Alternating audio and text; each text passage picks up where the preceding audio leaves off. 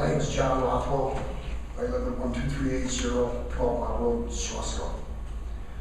And I just want to state I'm opposed to the mega site. I don't want it to come to town. I think it's a really terrible idea. We've been told that there are no site plans at this point.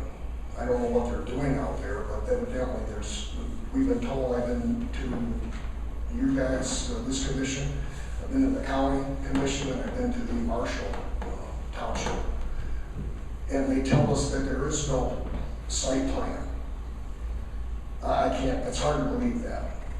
But I want to state, if there is not a site plan, I want to request that the Riverside Farm be kept intact, 100%, all the buildings that are on it, and used as a welcome center to get to that small strip of land that what is it, 245 acres, that's been given, that Ford says they're going to give to the citizens around here as a nature area.